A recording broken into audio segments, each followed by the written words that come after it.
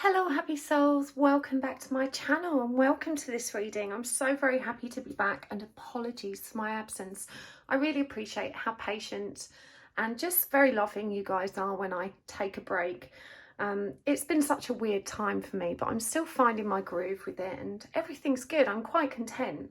It's just all a bit weird, you know, and the energies, that supermoon, my goodness, that was so intense. Whew, I hope you guys are all well. I hope this video finds you well today, and thank you so much for tuning in today and being here. I'm excited to share this reading with you, and this is a reading all about your person. What do you need to know about your person, about your soulmate, about what's happening between you, and more importantly, how to move forward for the highest good of both of you.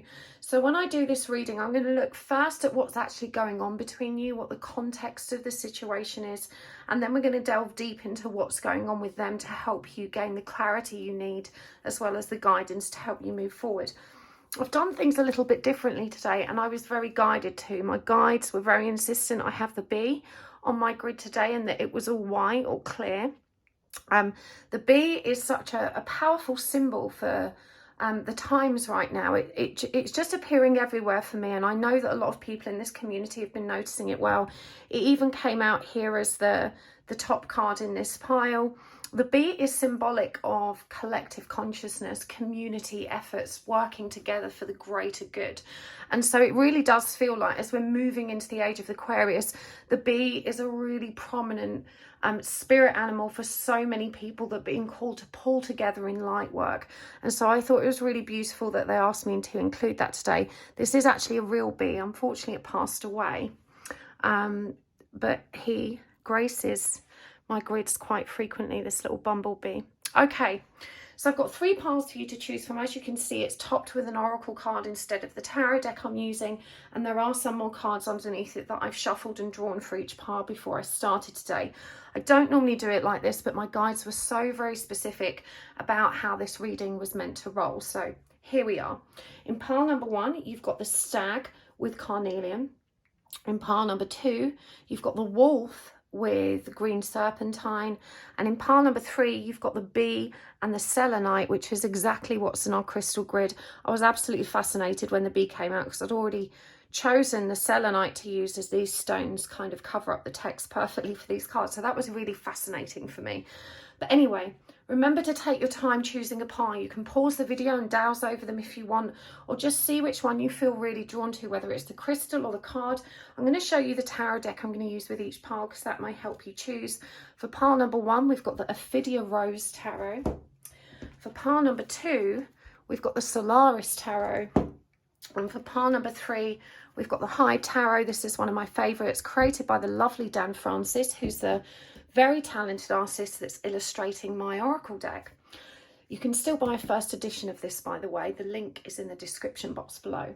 Okay, so take your time choosing. The timestamps are in the description box below. That will take you straight to your pile, so you don't have to watch them all. But if you do feel guided to watch more than one pile, that's absolutely fine. It just means that there are messages in more than one pile for you. Please remember that these are general readings. You know, thousands of people will watch them. It may not be 100% accurate for you, so just take the messages that resonate, leave what doesn't. Don't try and make it fit. So I will see you at your pile. Hello pile 1, welcome to your reading. Today we're asking about your soulmate, all about your person. We're going to get all the nitty-gritty details, all of the guidance you need to receive clarity and to help you move forward for your highest good. So take a nice long deep breath for me before we begin. Just breathing in deeply through the nose, exhaling all the way out through the mouth, and just setting your intention and opening up your heart space to receive the messages that are being brought forward for you today.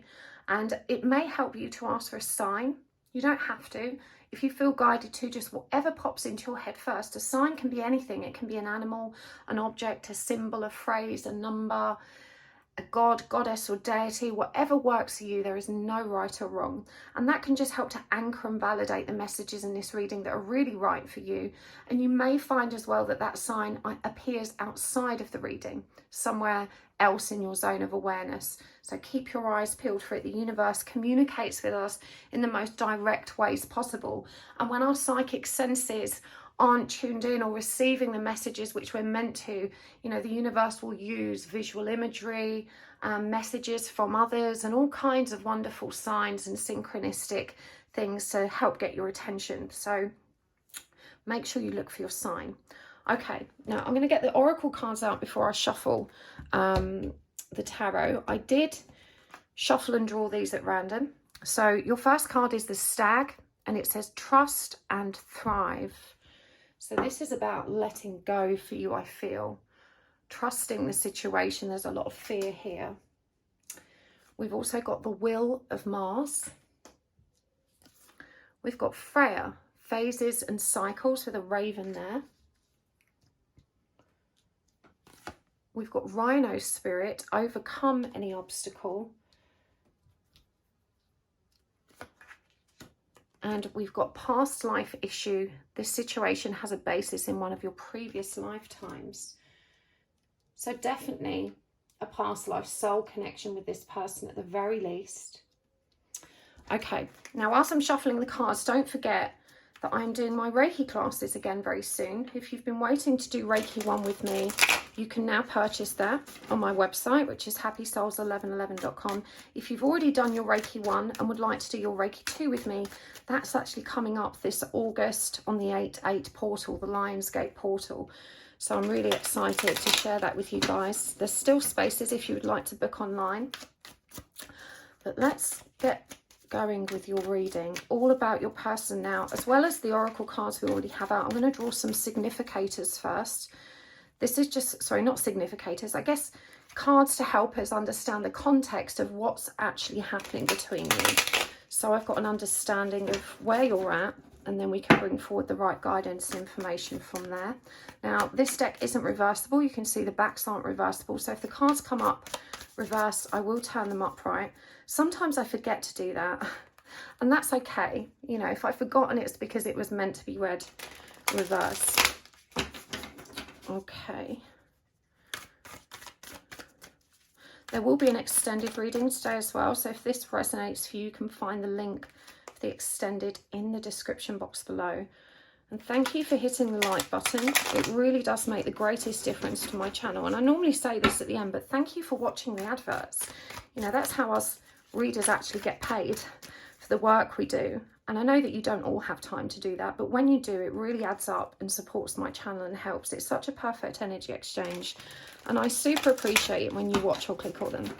So thank you so much if you're one of those very generous souls that does that. Okay, let's do this. Pile 1. What's the current situation between you and your person? Okay, we've got the 10 of Swords. So that's very painful. We've got the 3, which is the Empress, Divine Feminine. We've got the World, number 21. We've got the Ace of Pentacles. We've got Justice, number 8. Often comes up as number 11 in tarot. Number 8 in this deck. We've got the King of Swords. That's Aquarius, Gemini, Libra. And we've got the 3 of Wands. Okay. So it definitely feels like you are moving through a very painful cycle with your person. And even though it seems really challenging, really impossible, and like you can't get through this, the message here is very clear. This is actually a new beginning, and you're reaching the peak of this energy of conflict. We've got the Wheel of Mars here, and Mars is all about war and conflict and, you know, really inflammatory communication. And when this is coming up with the 10 of Swords, you may find yourself in a really toxic and difficult dynamic with somebody. You know, communication is breaking down or it's getting nasty. And it's been really challenging for you to actually move through this period. Now, it could be that this toxic situation is unrelated to your person, but is having an indirect impact on how you two actually get along, because we have got divine feminine energy here. This is the energy of creation. We've also got the world, which in itself is the energy of creation. But with the world coming through and this number 10, these are cycles that are closing out. And it does say here with Freya There is a beginning within every ending. Illusions are revealed and released. And so even though things may seem very tumultuous to you right now, that everything is up in the air and really hard work, you know, this Ace of Pentacles, and again this trust and thrive, overcoming obstacles with the Rhino, it all reassures you that this is actually a brand new beginning. Things have to be shaken up and made really challenging before you can find balance within them again. You know, it's a bit like sifting for gold. If you don't kind of churn everything up, you're not going to find what you're looking for. And so even though it feels really, really hard right now, and you might be kind of cursing the universe, so, you know, I can't take any more, how much more has to kind of go wrong? This needs to happen, because things have to be brought into balance with you and this person, which is that justice energy coming through. Now, it does feel like there's been a lot of communication between you and your person. Both of you are discussing what the next step is, how to move forward, what you both want, and there may be a lot of indecision or difficulties around that. There are definitely obstacles here that may mean that it's really challenging for both of you to uphold what you actually want from one another in this situation.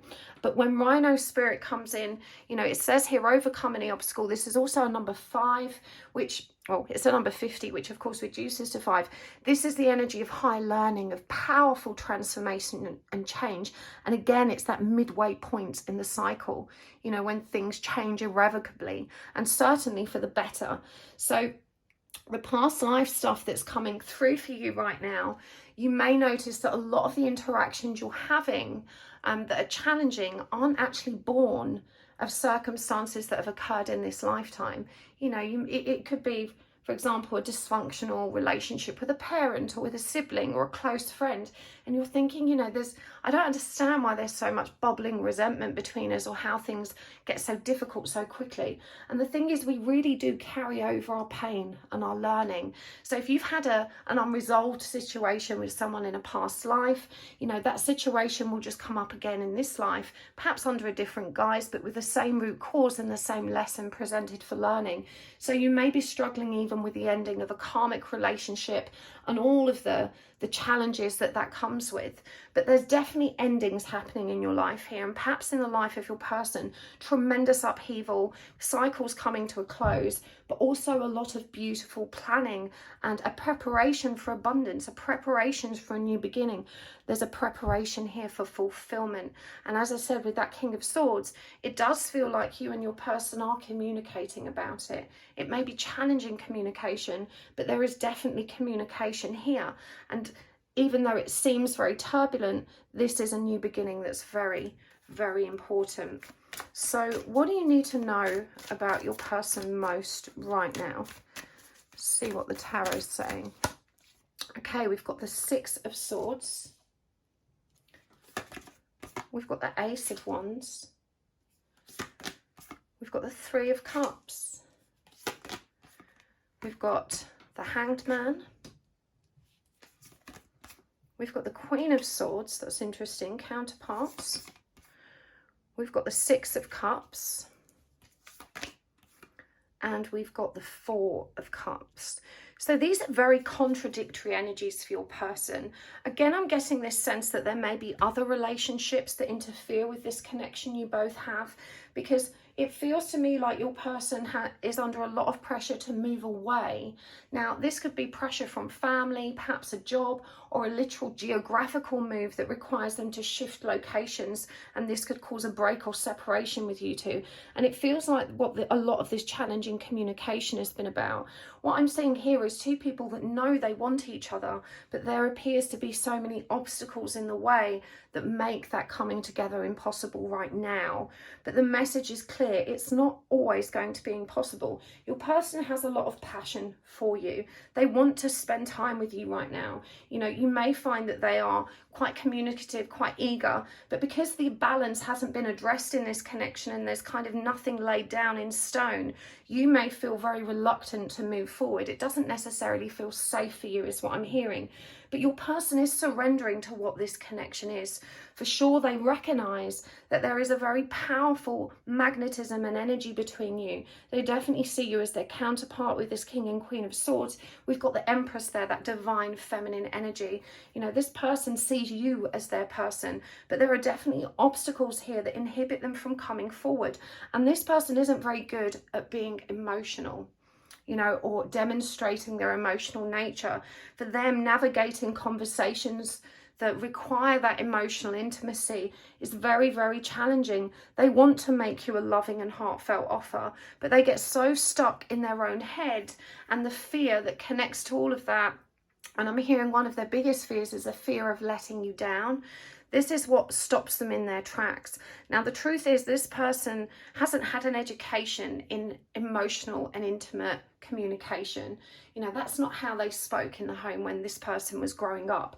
And so for them, it feels like a really huge challenge to kind of step up and reveal their feelings, to be really honest with you. They may find as well that their feelings often remain unresolved because they don't discuss them with anyone. This is definitely a very private person that prefers to think along the lines of logic, rationale, you know, thinking about things in a very practical way. They try not to allow their feelings to intrude because they see their feelings as something unhelpful or something that puts them out of control.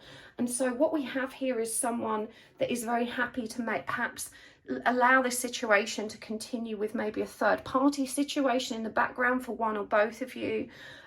They want to spend that time with you. They definitely want to be with you physically. There's a strong sexual chemistry here, but there is something that is pulling them away, and they don't know how to talk about this with you except from a practical nature.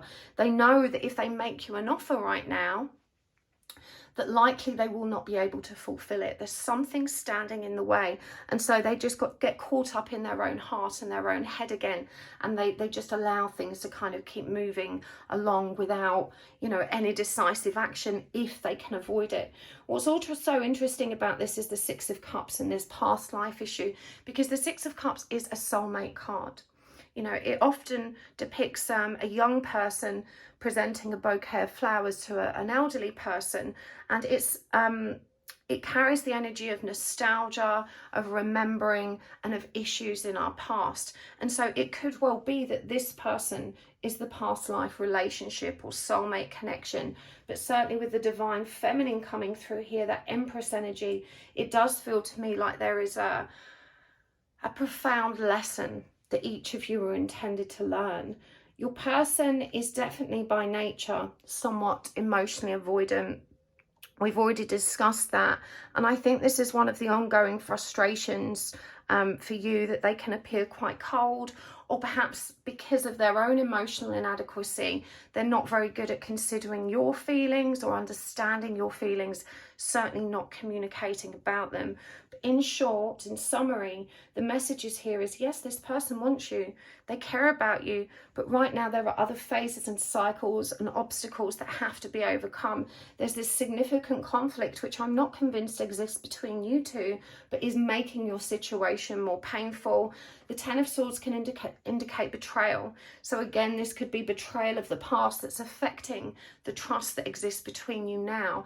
And if you've had many lifetimes together that included betrayal, that's going to be a huge trigger in your relationship in this lifetime. So I definitely think with this past life issues coming up, regression therapy is very much something that you may want to explore, so you can understand what patterns of behavior and circumstances actually lie within your subconscious that affect how you interact now. I go to a lady called Lorna for my past life regression. She's an exceptional quantum healing hypnotherapist. She was trained by Dolores Cannon, and while she's in London, she does do online sessions, which I've been doing since lockdown anyway, and it's really effective. I'll put a link for her website in the description box below. You may find her prefer to find someone that's more local to you and that you know, but she definitely gets my recommendation. And so I just think here that there is a lot of unspoken there's a lot of unspoken feelings on both sides of the fence. Your person's reluctance to be forthcoming with their own feelings and truth is what inhibits you from doing the same, because you don't want to be the person that takes that first step. You don't want to be the person that puts themselves out there on a limb. You very much see that as their role, as something that they should be doing, and you don't want to take that first step. I want to remind you of the stag again and how powerful this energy is, because it says here, trust and thrive. And all of this fear, this anxiety, which is normal and definitely cumulative as a result of the conflict and the challenges and obstacles that you're facing. But the universe is saying, you have got this. It's not throwing anything at you that you can't cope with. And they're asking you to dig deep into your own reserves and recognize your ability here to get through this and to get what you want. So let's see what your person's thinking and feeling, what their intentions are. Okay, we've got the Knight of Wands. We've got the Two of Cups. We've got the Sun. We've got the Page of Swords. We've got the Knight of Pentacles. The Page of Cups. And the King of Cups. Okay, so lots of pages and knights here, which is immature energy. We've only got one king, and this is the King of Scorpio, the King of Water, or the King of Emotion. So this is actually very revealing when it comes to thoughts and feelings, because Scorpio energy, which is relative to the King of Cups, is very secretive. It actually has very deep and profound emotions, but they're not necessarily going to reveal them. Scorpio energy knows exactly when the right moment to reveal self is. And it definitely feels like at this stage, and in particular with this being the last card, that this person's very happy keeping things on the lowdown, keeping things a little bit more light and casual at this stage in time. The Knight of Wands is a player energy. It's a very sexy, a very impulsive, very addictive energy. You know, your person cannot stop thinking about you, and they may be pursuing you at the moment in a way that they haven't for some time. The chemistry here is intense, so they're constantly thinking about being with you physically, and this is a powerful driver for them. They want this Two of Cups energy, which is the beginning of a new romance, you know, allowing this connection to flourish. And they just want to be playful and silly and happy with you with this Sun. And again, we've got these pages to do that. You know, the Page of Swords, which is keeping that communication not too serious, quite playful, and that Page of Cups, which is a really lovely energy. And this is where they are comfortable being intimate. You know, this comes up over that King of Swords and the Six of Cups. You know, this is what they're prepared to give. And the Page of Cups is kind of that honeymoon energy. It's the being charming, being flirty, being fun, but it's not being serious. The Knight of Pentacles reveals they simply don't know where to take this. They are not yet sure what the next step is, and they don't want to have these deep, serious conversations because they sense the really turbulent energy that lies beneath it. And again, I get the impression here that this is external forces that is creating this turbulence, this conflict. It's not actually born of the energy that exists just in you, although there is some contribution there from these past life issues. But ultimately, this person's very tired and feeling quite burdened by the incessant demands of this very serious situation. They want to take all the pressure off. They just want to be fun and playful and light-hearted. You know, they want to enjoy your company. They don't want to get serious. You know, they don't want to tarnish how good this feels with all of those very heavy conversations. And so this is definitely someone that's, you know, avoiding any conversations of a serious nature. And you may find that when you open those kind of conversations, this is what causes them to pull back. In fact, you know, taking into account how playful and free, and as I said, somewhat immature, you know, there is an avoidance about these energies. I don't want to get serious. I don't want to be serious. I just want to have fun.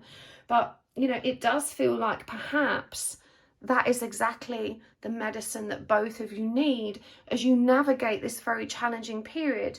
And there is an energy here that asks you to surrender to it, to trust and thrive through the drama, to recognize that, you know, the will of Mars, the fact that it says the will of Mars for me is really significant. This to me suggests this turbulence has to occur. It's the will of Mars. This conflict, this challenge, whatever it is you're going through, it has to happen. You know, there is a beginning here. And it says every ending, illusions are revealed and released. So this is about bringing the truth to the surface so that you can move forward without holding on to all of that baggage. So what's the guidance for you, pile one? What's the guidance? How do you move forward with this person? Okay, we've got the Wheel of Fortune. We've got the Magician. We've got the Moon. We've got the Wands. Sorry, that's those 7 of Wands, not the Wands. We've got the Tower, the Fool, and the Lovers. Wow. So this is a complete set, almost, bar this 7 of Wands, of major arcana. Now in tarot, we refer to the major arcana as the big secrets, you know, the really important things that are happening here. And so this is very, very significant that the guidance coming through for you is all of these major cards, bar the 7 of Wands. And I'm going to start with the 7 of Wands because it's such an interesting energy. First of all, we've got number 7 here with the tarot as well. This is actually number 16, but of course that reduces to 7. But 7 is a divine number. When the number 7 is involved and prominent in your journey, it means the universe is really very much intervening and driving things in the direction that they are meant to be going. But the 7 of Wands is also about defensiveness, you know, and this is asking you to let your guard down, to stop resisting this flow of energy and to trust in the divine plan, trust and thrive. This is just a phase or a cycle. You can overcome this obstacle, but you're being asked to just accept what is. Stop fighting against it. Stop trying to change the course or direction of this. This is a time for you to lean back and just allow everything to come to fruition in the way that it's meant to. We also have the Wheel of Fortune here, another powerful card that's symbolic of transient cycles. Cycles coming to a close, new cycles beginning. It's a very auspicious card, and it's followed immediately by the Magician. So as guidance, this is reminding you, you are ready for this. You have all the skills and the tools you need to make a success of this next phase of your life. And we've got the Tower here, another number 7 card, which is symbolic of divine intervention. You know, this is saying, yes, we know this is really hard and tough and shit, and it's not what you planned, but the Tower has to come down. If we don't take this situation out of your way, you will not have space to rebuild anew. And when the Tower comes down, it's a profound life change. You know, this could be relationships ending, jobs changing, people moving in and out of your life. For me, my Tower moment was all encompassing. It was a relationship breakdown. It was the end of my working career as I knew it. And it was at the end of my perception of how things were. Again, releasing illusions, revealing and releasing illusions. But you cannot rebuild in the way that you're meant to if you don't get rid of the old. And you're really being asked to recognize here that the universe is moving all of this shit out of the way so that you can get what you need. It's making space for what you need. Trust your own intuition. There is a lot of fear here. At the moment, you cannot discern when your intuition begins and your fear ends. You're worried that the intuitive hits you get are just desire or ego, and you're being asked to go more deeply into self, to tap into that truth and wisdom that resides inside of you. This truly is a new beginning. You've got the Fool here and the Lovers, another number 6 card, like that 6 of Cups. For me, this is a very powerful promise that when all of this drama and this turbulence has been moved out of the way, things are going to run smoothly with you and your person. You're going to get that new beginning. But right now, you need to let go of control. Right now, this is the case of you leaving this in the hands of the gods, you know, trusting in the divine plan. And your only priority right now is to focus on your own power, you know, to let your guard down, to stop resisting, and just to allow the energy to shift and change this situation in the way that it's meant to be shifted and changed. This new beginning is yours. You know, we've got the Lovers card there. That is definitely a union energy. It's a coming together energy. But I know you're impatient now. It feels like you've waited a long time. But what I'm hearing is there is another way, and you've just got to let go and let flow. You know, just allow yourself to move with these energies.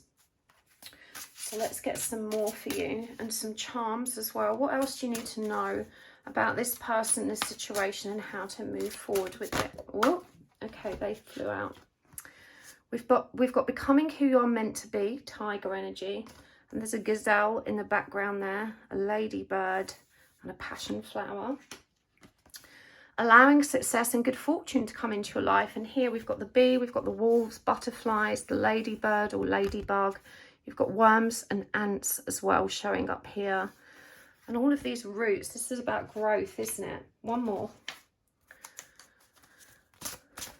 Let's get some charms for you as well, actually. Okay. I who guide you, dare to face yourself. Again, you've got wolf and owl here, more butterflies coming through as well. So the wolf, even though you didn't choose the wolf pile, has come through for you very strongly here. And I feel guided to remind you of the energy of the wolf. They are pack animals. They love that, what's the word? They love community, you know, they love social interaction. But we've also got that concept of the lone wolf, the wolf that can cope alone.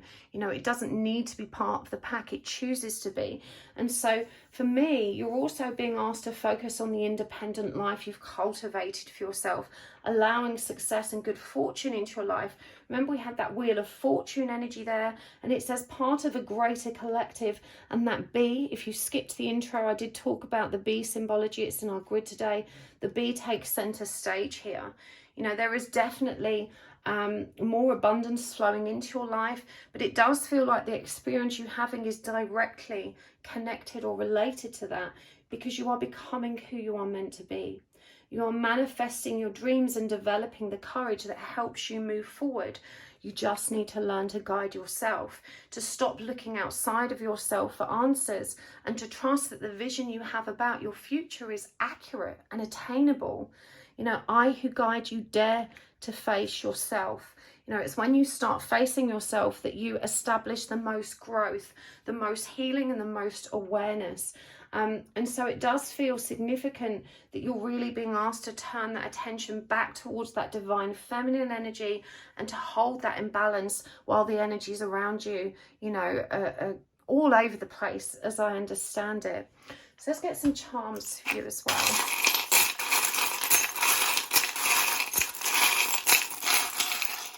Okay, what have we got here? We have got everything will be all right. Which chakra is that? It's not the right colour. It's not blue, it's not green, it's not yellow or orange. I don't know what one that's meant to be. Let me just get the others out so you can see. Sorry about that. I slung these in here the other day without much thought. 1, 2, 3, 4, 5, 6. Is there another one in there? Yeah. Okay. This isn't helping, right? Throat, third eye, solar plexus, sacral root. So that's got to be the crown, the black one. Okay. Sorry that took a while. Crown chakra. Right, what else have we got for you here? I believe, hermit crab, and the 5 pence, or the penny. Right.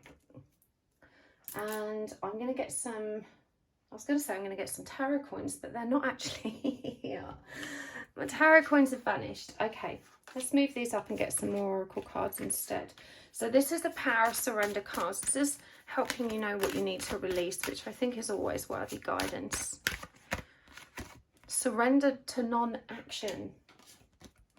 Surrender stress. Surrender frustration. And surrender to your attachment to results. Wow. Okay. This is the most important one, pile 1. Everything will be all right. You just need to relax. Everything is in hand. This is the universe asking you to release control. Let your defenses down. Trust. You're being asked to believe in what you know, what you've experienced, what you already feel in your own dear heart. You know, your crown chakra is about your own divinity. It's about connecting to source. It's about recognizing that there is a higher truth that you have access to, but you have to go within to find it with this hermit crab. You know, this is remembering that all the peace, all the love, everything you need is within you. And you can draw that forward to help navigate these cycles. Again, this is a number 5 penny. Remember, number 5 Same as the rhino, is about change, transformation, higher learning, moving to the next stage. Surrender to non-action. Now is the time to be still and not act. Simply breathe and focus on your own power. Let others come to you. So you need to stop chasing. You need to stop making demands of your person. You need to stop telling them exactly how it's meant to be and just allow it to be how it is. You know, now is not the time to control it. Now is the time to just sit back and enjoy your person, how they present, and enjoy the flow of this next stage of the journey. Surrender stress. Take a few deep breaths and exhale the tension you've built up in your body. Let the stress go as you come back to your center. Again, I'm drawn back to that magician energy. Remember, you've got all the skills and tools that you need to navigate this period. The universe is not throwing anything at you that you cannot cope with. Surrender frustration. Frustration doesn't open any doors. The key to resolving a dilemma or dissolving a block is to take a breath, center yourself, and regroup so you may approach the situation more calmly. So this is guidance that's already come through, you know, and it's come through again and again for you. Don't let these challenges derail you. Don't allow your time to be consumed by complaining, being frustrated, being impatient. Just get back into your still and happy place and, you know, snatch those moments of joy as and where they're available to you. Surrender your attachment to results. The formula for success is to do all you can to make things happen, then let go of the results. Holding on too tightly to a desired outcome can sabotage it. And this is what that Seven of Wands was about. It's reminding you that right now you need to stop resisting. You know, things might not be moving in the direction which you think is appropriate to achieve the results that you want, but you need to trust and believe that the universe knows better. The universe knows exactly what it's doing. And if you start trying to stand in the way of this flow of energy, you're only prolonging your own suffering, your own frustration, because you're not allowing the energy to move in the way it's meant to. You know, don't be too attached to how this needs to happen and how it needs to work out. Trust that you're going to get that new beginning. You know, there is a joyful union in your future here. If not with this person, then it could be with someone else. Either way, your contentment, a happy, healthy relationship, it's in your future. You just need to surrender your attachment to how that looks, how it's got to be, and how it's got to happen. Now, I'm going to get you a final card from the Rumi deck. I'm going to read this one from the book before we take this extended. The Rumi deck by Lorna. The book is so beautiful, and they usually summarize these readings just so perfectly. So let's see what the Rumi card is for you. Sacred Phoenix Heart, number 21. Okay, let's see. Here it is. Sacred Phoenix Heart, and the Rumi quote here is, "Under the cover of blood, love veils many rose gardens. In total faith, love tenderly guides every lover to the garden of the heart. Reason says the world is limited in 6 directions. There is no way out. Love says there is a way, and I have travelled it many times." Now, before I read the next bit, I just want to say how profound that is, because part of the reason there's so much resistance in you is because you're so afraid that you're not going to get what you want. And this really says that there are so many different directions in which you can move. The limitations and the obstacles that you are perceiving as being a major obstruction that can't be overcome is false. How I adore your defiant, rebellious heart. It knows that what for the mind is an end is for the heart simply another match to ignite the sacred flames. It eats of love until it is filled, and then becomes hungry again and eats some more. And again, it eats of love until it is so full it must simply explode into a sacred fire of passion. It bursts, incapable of sustaining old consciousness in the expanse of blessings unlimited. Lavished upon it through the great beloved's affection, it would be like attempting to fit an ocean in a teacup. So it does not. It bursts forth like a dying star into spectacular radiance, only to be reborn again, new and hungry for the next freeding frenzy in love's great banquet. How I adore your defiant, spectacular heart. Love guides us through travails that seem improbable, if not possible. It does not shy away from any challenge, from any cause. It cannot. It is just love's way. Love says to us that there is always another way, and you are receiving this guidance now. So that is so deep in relation to the obstacles and the challenges and the stresses that you're facing right now. You're being asked to believe and have faith in love.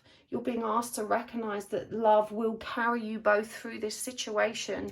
You just have to allow yourself to be your own true guide, to recognize your potential, to give yourself all the love you need and to keep feeding on it, you know, until such a time as the love you want arrives at you. So I really hope that was helpful, part one. Thank you so much for tuning in today. I really appreciate you being here, and thank you again for hitting the like button, for your beautiful comments, and thank you so much for subscribing. That really does make such a profound difference to the growth of my channel. When you hit that subscribe button, YouTube algorithm says, oh wow, people like this channel, so we'll recommend it to more people. And so, you know, it really does help my messages get out there and helps me to grow. Thank you so very much. Don't forget to check out my Reiki classes at happysouls1111.com, and I will see you next time. Lots of love. Bye. Hello, part two. Welcome to your reading. You have chosen the Wolf, the Green Serpentine, and the Solaris Tarot. And as you can see, Derek has joined your reading today. Hopefully he won't mess anything up too much. You know how he likes to destroy my crystal grids and move the cards around.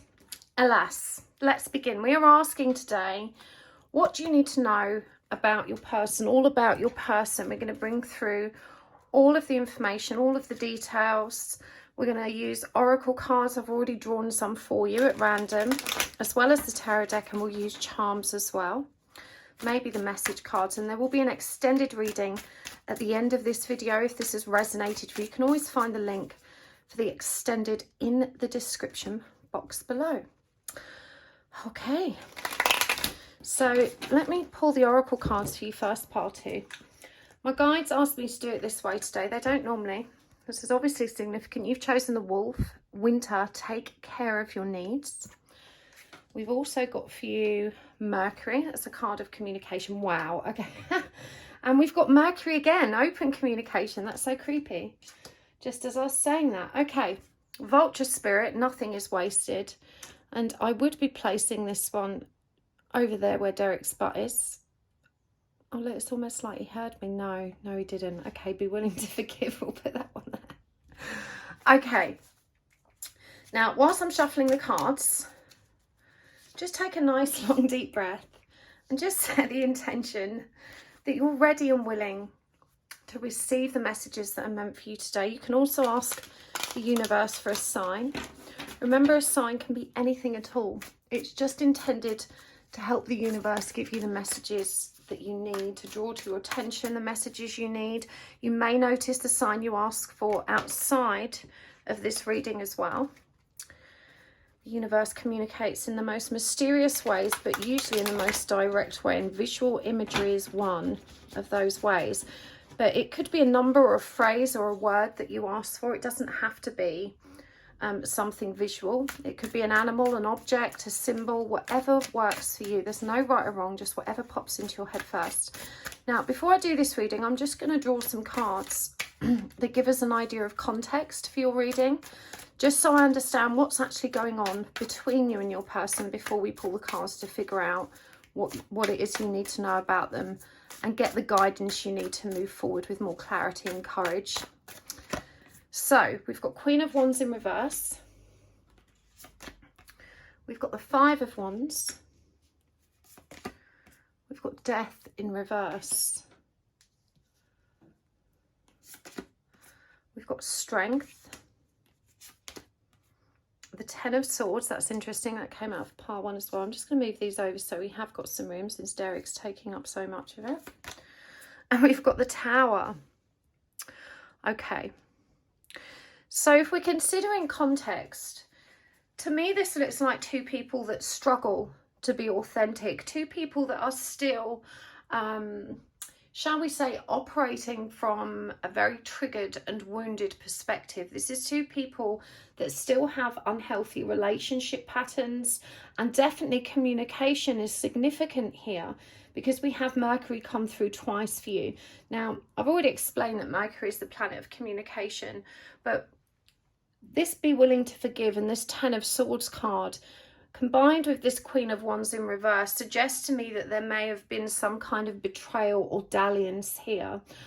It may be unfounded. That's to say there's perhaps a suspicion of betrayal rather than, you know, confirmed. But there's definitely a suspicion around it. There's definitely some friction around it. And it may feel like there's a lot of games going on at the moment. I actually feel that this isn't a serious committed relationship, and it's more the case that you've been snooping around trying to see if this person is seeing someone else.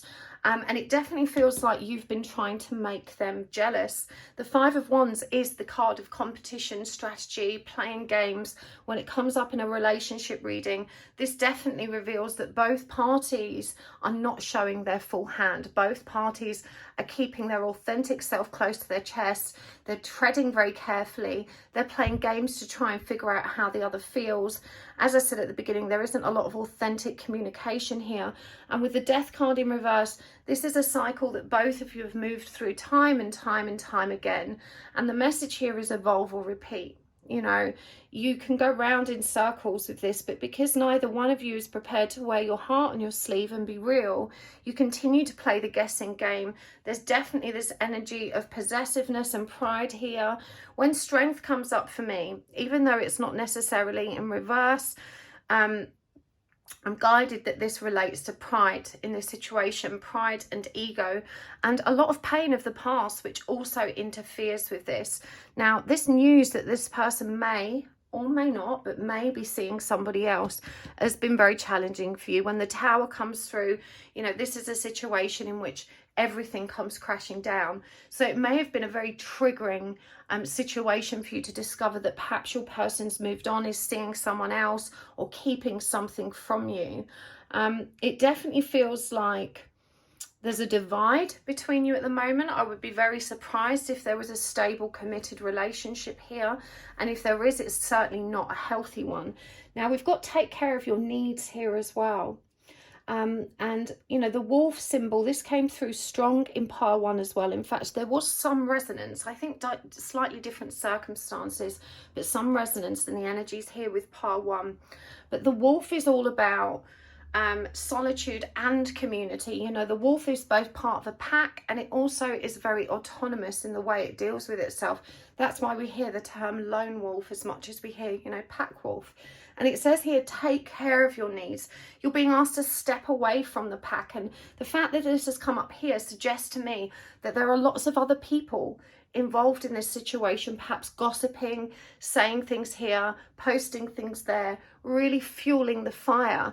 It might be that there's someone that wants you to think that you're, you know, this person's seeing someone else, or kind of perhaps it's you that's seeing someone else, and the, you know, the jealousy or the envy's on the other foot, and it's people talking about you or trying to stitch you up somehow. It definitely feels like you need to remove yourself from the circle of people that are involving themselves in this process right now. Perhaps you were involving them, but there's definitely a message here about not trusting. Now, be willing to forgive. Ask the angels to clear your mind and body of past pain in exchange for peacefulness. And this is about forgiving yourself as much as it is about forgiving another person. Forgiveness also came up in part one, which again is why there's that connection there. Nothing is wasted with vulture spirit, and this is actually a number 9, and I'm hearing that it's time that you think you've wasted, that this person hasn't been well, let's say they haven't lived up to your expectations, and there's a lot of resentment and bitterness here because you feel like you've wasted too much time on this person. I'm getting a really indignant kind of angry energy come through at this point, and it's that horrible toxic energy of I can't stand this person, they you know, they hurt me too much, they make me crazy, I need to move on, but I don't know how. So there is this feeling of being stuck here. But, you know, the vulture is saying nothing is wasted. You know, you've still been learning through this period. You've still been growing. You're stuck at the moment because you're refusing to change. And I feel that that applies to both of you.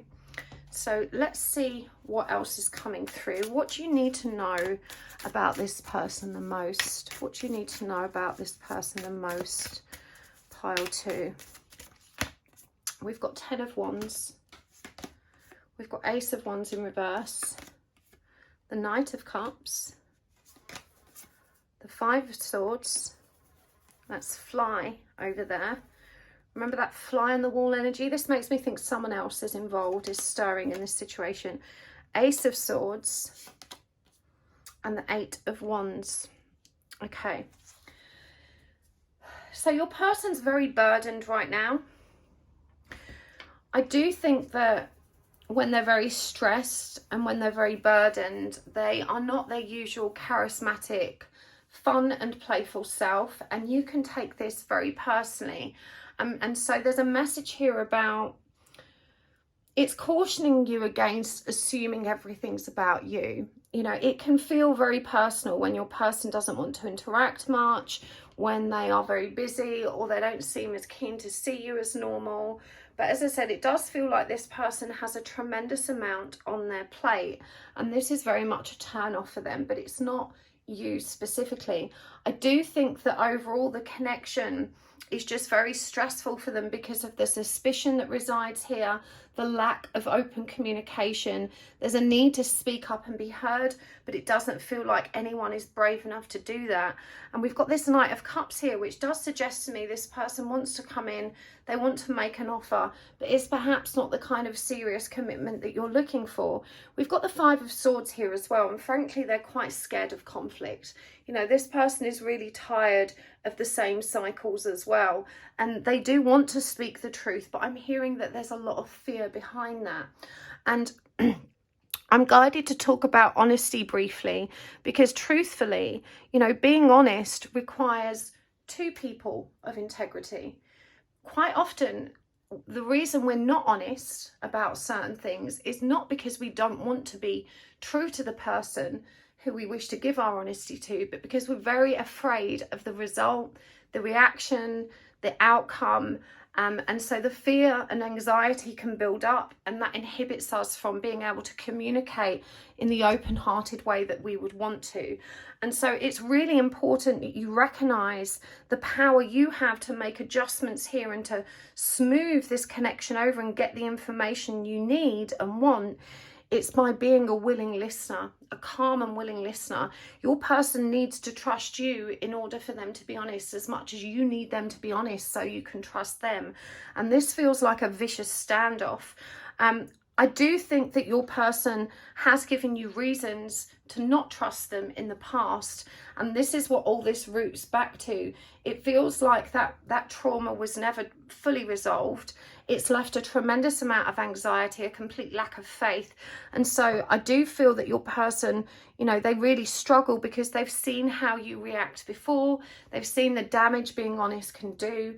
And even though you long for that honesty, it feels like they trickle that truth to you because they simply don't know how to just, you know, get it all out of their system. There's a fear that's holding them back. This person also feels like their life is kind of rushing by right now. They genuinely feel like they don't have time. Again, that energy of being burdened comes to the surface, and you're probably very triggered by the idea that perhaps they don't feel like they have time for you. Again, it does feel like you're taking a lot of things personally, and perhaps this is where the suspicion of them actually being involved with someone else arose. As I said, I can't confirm if that's actually true or not, but certainly from the cards that are presenting, it doesn't appear to be. What's really obvious here is that there's 2 people here without trust, with lots of suspicion, that don't know how to communicate honestly. And there's a person here that feels absolutely exhausted by that whole debacle. And it just feels like an ongoing, constant battle of perhaps them reassuring you or you reassuring them. It kind of just goes round and round in circles is what I'm hearing. So how's this person thinking and feeling about you and this connection right now? So we've got Page of Wands in reverse. We've got the Devil. We've got the Page of Pentacles. We've got Queen of Cups. That's R2-D2 there. How random. We've got the King of Swords. There's Darth Vader. I didn't realise this was a Star Wars deck. It's called the Solaris Tarot. Anyway, Four of Swords. So the key thing to remember here is we've got 2 pages. Now the Page of Wands is in reverse, and this could be someone that's running, someone that suddenly stopped pursuing you after being like a dog on heat and constantly sniffing around your backside. It may feel like they suddenly stepped out of the equation. But when the Devil comes up, this is someone that's very addicted to you. In fact, they feel quite powerless to resist this connection. You know, this is definitely someone that is as tormented by the relationship you have as you are, and that doesn't seem to be able to let go, even though they're very frustrated and irritated by what's been happening between you and the conflict and the games. They feel that too, and I'm hearing you say, me perpetuating games, it's all them. But I'm guided to remind you as well that it takes 2 people to have a really unhealthy relationship. Healthy people don't stay in unhealthy relationships. When 2 unhealthy people come together, that's when you really have real powerful ongoing toxicity that feels addictive and almost like a prison sentence. You just can't, you know, it's that I can't live with them, can't live without them energy. That takes 2 unhealthy people. And so I am hearing that you're not very honest about your own shortcomings when it comes to communication. You're not very honest about the behavioral dysfunction that you introduce into this equation as well. But even though this person sees that, much like you see their dysfunction, there is love here. There is a deep, abiding and mutual attraction. But this person simply does not know what to do next. They may be taking time out from this connection, you know, burying their head in the sand. It does feel like they're very focused on their earthly matters right now. So there could be a change with job or home or some other kind of practical affairs that they need to focus on. The Queen of Cups coming through as thoughts and feelings is very revealing because it's such a deep and passionate energy. The Queen of Cups is the queen of emotion.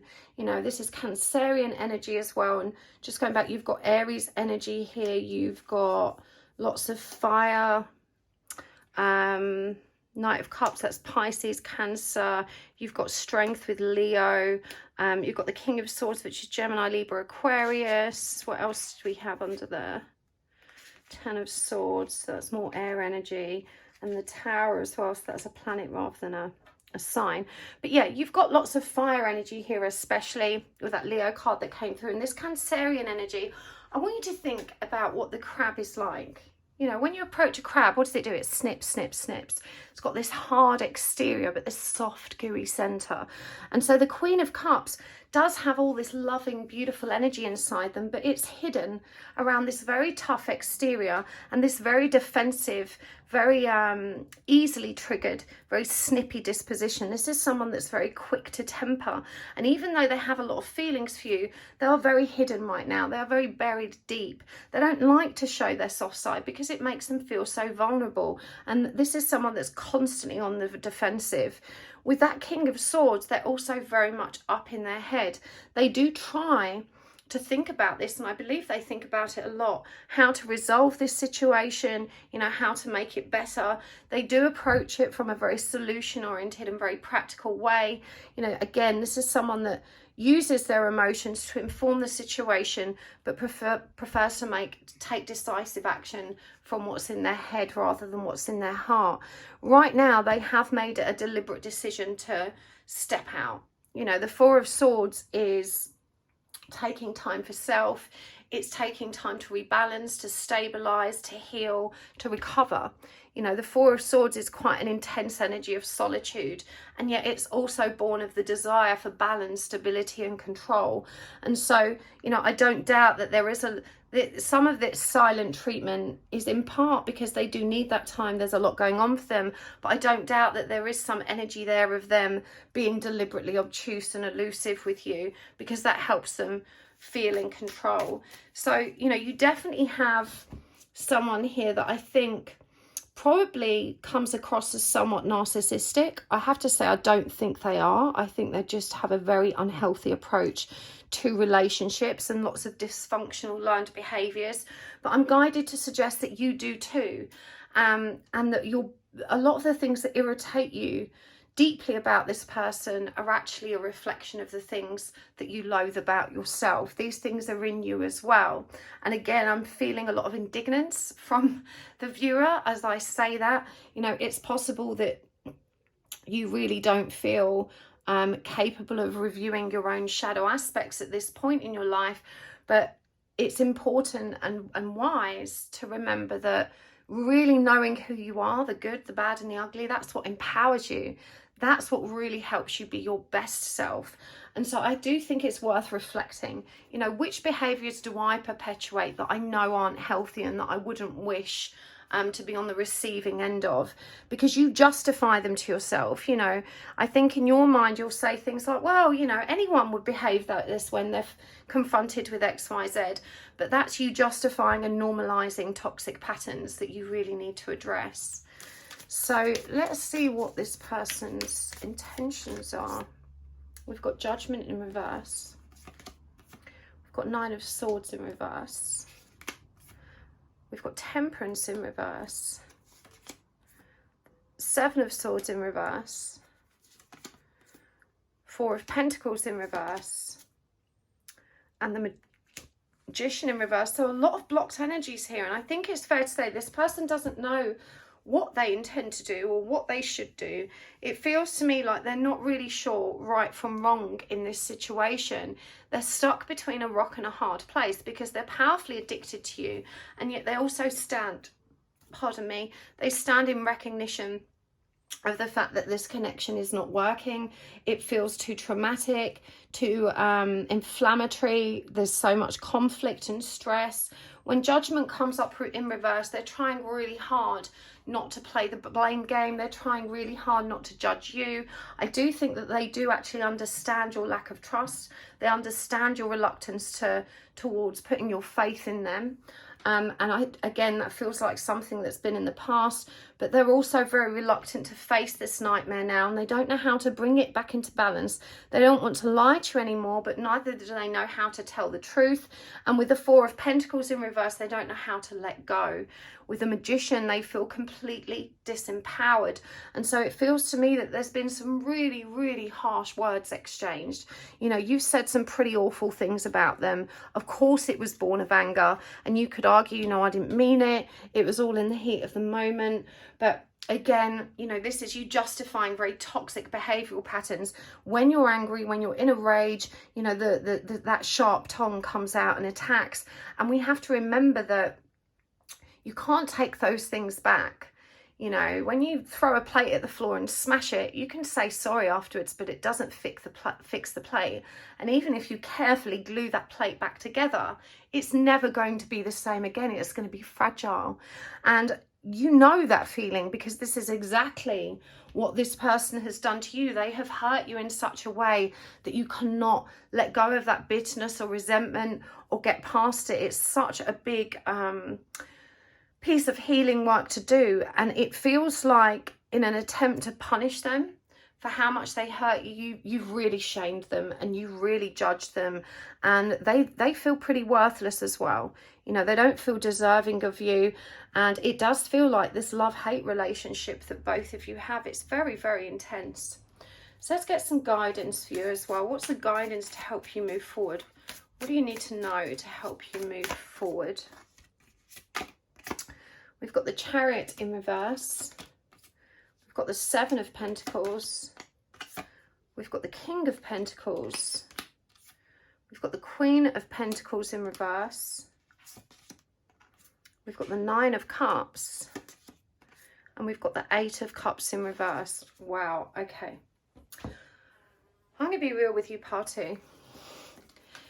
When the Chariot comes up in reverse, this is a very clear signal that you are not even remotely in alignment with the divine plan. And when I say divine plan, the divine plan is the ideal path, the path that you're meant to be on right now, the path that you're meant to be exploring. It feels like you're so desperate to get what you want and to get it now and to get to the bottom of this situation, to figure it out and either move on or move away, or, you know, you just want to get on with your life. You need this situation resolved. But in your haste and your focus on that specific outcome, you're not paying attention to all the signs and the syncs and the guidance that the universe is trying to bring your way, because you're very focused on controlling this situation via controlling your partner. It feels like you've absolutely convinced yourself that if only they start behaving in a certain way, if only they communicated in a certain way, if only they started showing up in a different way, you could finally be all right. Everything would be all right for you. And that simply isn't true. The key or solution to this situation is not to try and change your person. The Seven of Pentacles is all about investing in self and being patient. I do think there is long-term potential in this connection, because we've got the King of Pentacles and the Queen of Pentacles here, although the Queen is in reverse. So I do think that there can be stability, there can be harmony and abundance and all the good vibes in this connection. But right now you're being asked to take care of yourself. You know, there's a powerful message here about taking care of your own needs, being your own King of Pentacles. Now is not the time for you to partner up. And the reason being, if you're not taking care of yourself, how do you know that the person you're choosing is the right person to take care of you? If you haven't yet learned how to have your own back, how can you protect yourself from unhealthy relationships and choose healthy partners? If you don't have a healthy relationship with yourself, it's going to be near on impossible to have a healthy relationship with someone else. And herein lies the issue. You know, you're expecting this person to become your superhero, your knight in shining armor. You want them to suddenly become the supportive, loving partner that you so desperately long for and need. But the guidance here is that Nine of Cups plus Eight of Cups in reverse, which is saying stop avoiding yourself. You have to learn to fill your own bucket. And actually, I wrote about this on my community page the other day. I think it's not the last or the second last, I think it was the third last post I put on my YouTube community page. I think it will really, really help you to read that. It's a very empowering post about how difficult it is to change ourselves, never mind to get other people to change for us. And so the message here is that, you know, you're being empowered to focus on yourself. The Nine is the energy of solitude. It's the energy of the hermit. And it's all about bringing that attention back to yourself. When you start giving yourself the love you need, you'll be in a completely different energy and you'll have a very different perception of relationships that present. What I'm hearing is right now you couldn't identify a healthy relationship if it slapped you in the face, and you have a very false perception and high ideal of what a relationship should look like that is not based in reality. It's certainly not based in your potential for a relationship. You know, I think that you assume if this person behaved right, then you would, and that's not right. You know, this person might be behaving badly, but you get to choose how you react, and you're not being accountable for your reactions right now. The Ace of Cups in reverse is a really deliberate avoidance of self. It's a refusal to really go within and focus on your own shadow aspects so that you can, you know, transform from the inside out. So I do think, you know, this is about turning back to face yourself. We've got Sweet Hawks, profound peace of mind, balancing polarities, compassion and determination, Stag energy, mystical self-discovery, taking care of yourself. That's come through again. And we've got Caterpillar here, daffodils and the koala bear. And I'm going to get one more. The connection, take deep breaths. You've got sheep here. Balancing polarities, compassion and determination. I can't ignore the amount of growth that is coming through with each of these cards as well. And it does feel like you're being asked to get grounded. You're being asked to learn. And there's a lot of frustration here. There's a lot of anger of, why do I have to learn? Why do I have to grow and heal? I just want to have a normal relationship. I've waited long enough. Why is that so difficult? Why is it so impossible? And it, you know, in truth, it isn't impossible. It just needs time. It needs you to take care of yourself. It needs you to be compassionate and determined in your attempt to discover the root cause of all this pain and suffering that both you and your person and the connection are actually experiencing. Profound peace of mind is available to you when you step into that higher perspective. That's what hawks represent. They are messengers of spirit, and they can literally see everything from their, you know, their very high perspective. You think of the hawks floating around looking for their prey. They can see far and wide. And there's a little rose here contained. You know, love is always growing. You know, you can see it from above. But you're so fearful of rejection. You've been abandoned in your past. You've been through trauma that's really shaken the foundation of your inner security. And so it's not just difficult for you to trust this person. It is difficult for you to trust in general. And you may find that when you've had relationships in the past, that this kind of jealousy, possessiveness, anxious attachment, fear of losing someone, fear of someone cheating, it's always been there. It wasn't just triggered because of this person's behaviours. That insecurity and that fear of abandonment was already there.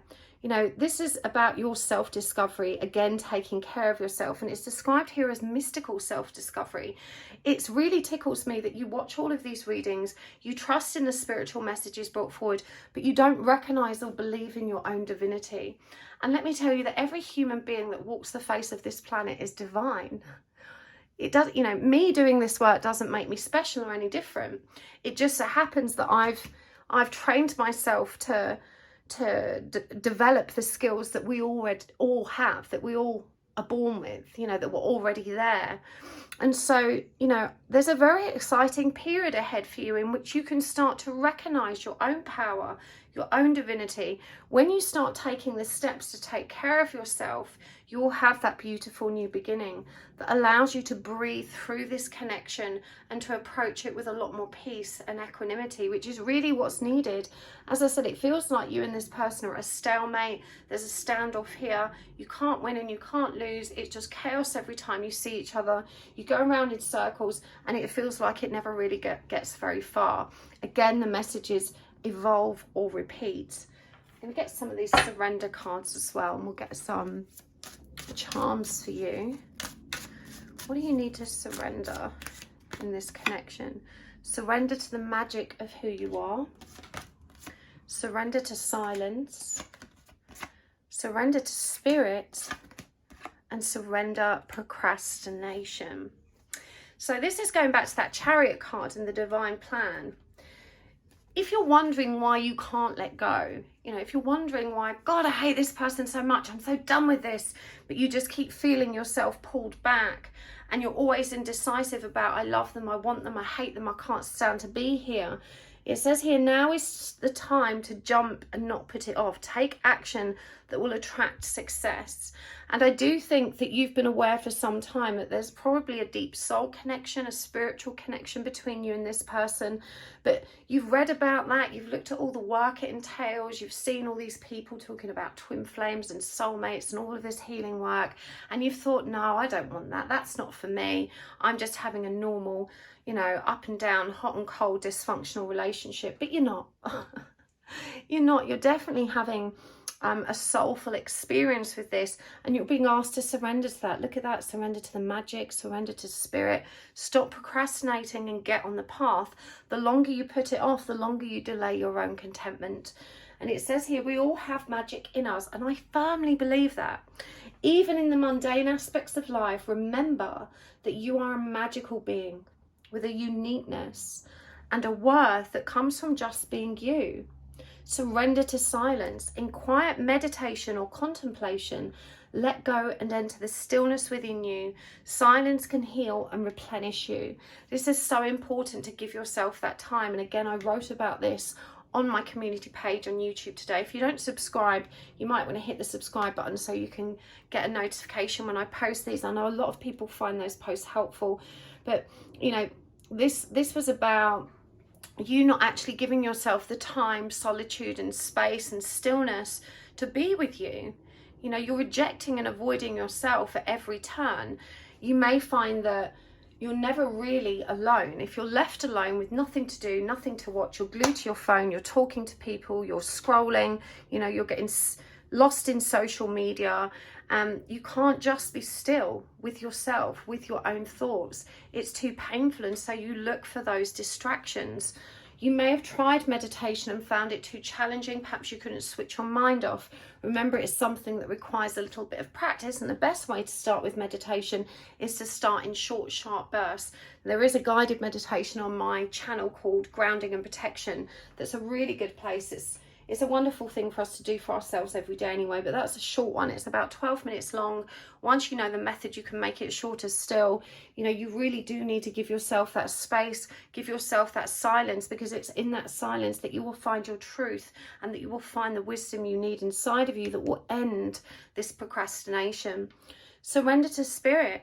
It says here, once you've done everything you can, turn the situation over to the divine. Let spirit work its magic for you. This is again that chariot energy. It's about letting go, letting the universe show you the way, rather than you deciding what you want it to be and then doggedly following that path. Right now you are definitely on the wrong path. Right now you're definitely dealing with this in the wrong way, and you're not moving towards what you want. You're moving ever further away from it, and I think you can feel that, and it's making you really scared. What have we got here from the charms? We've got good vibes. We've got bullshit remover. We've got the crescent moon. We've got the shell. The light bulb. The diamond. And what are these? Two tiny ones. It says, I love my kids and daddy's princess. Excuse my dog in the background. Okay, so there's some daddy issues there.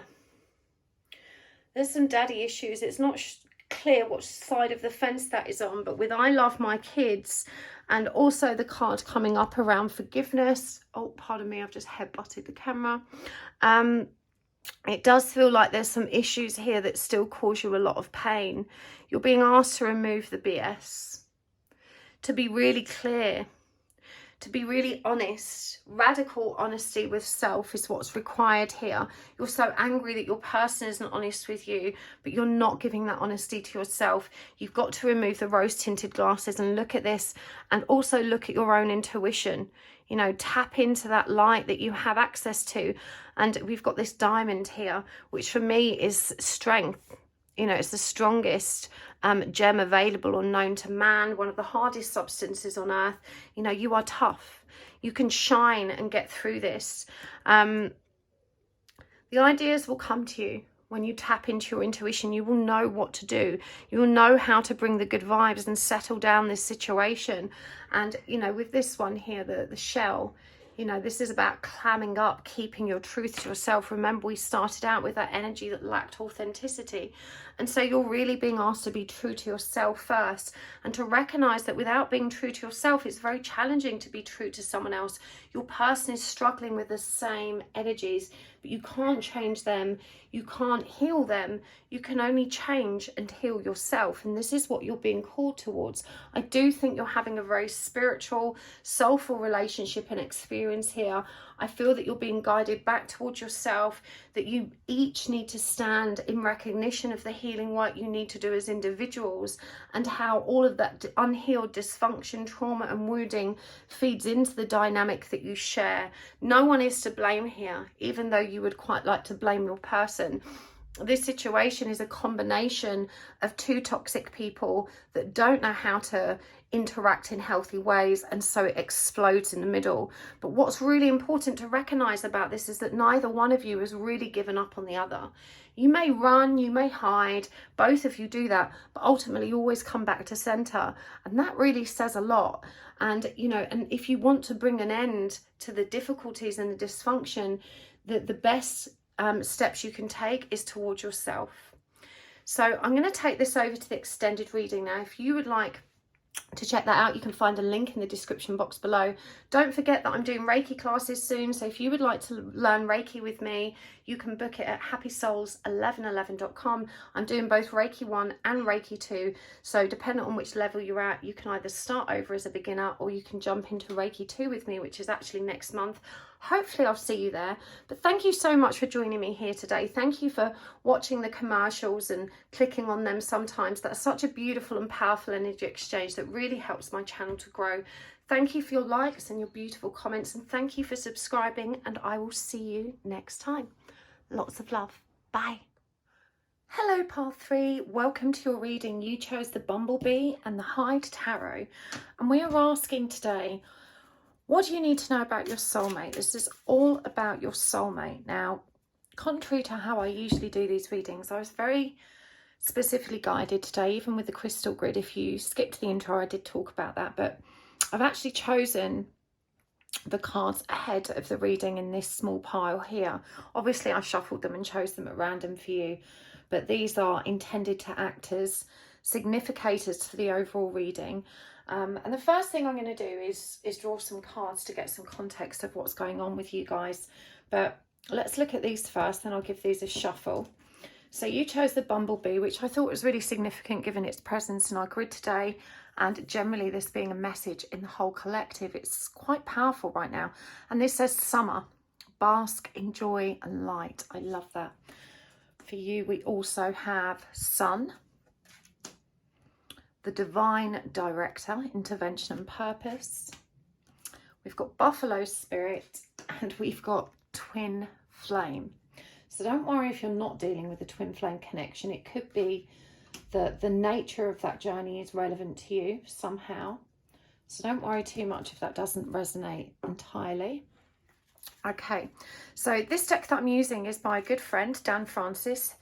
This artist is actually creating my Oracle deck, which I'm very excited. It's somewhat delayed, but that's okay. Everything in divine order. But if you would like to get your hands on a copy, a first edition copy of the Hide Tarot, you can still purchase these online from Dan's website. I'll pop a link in the description box below. He's an incredibly talented artist. I have to say, I'm absolutely delighted at how he's translated my vision into an Oracle deck.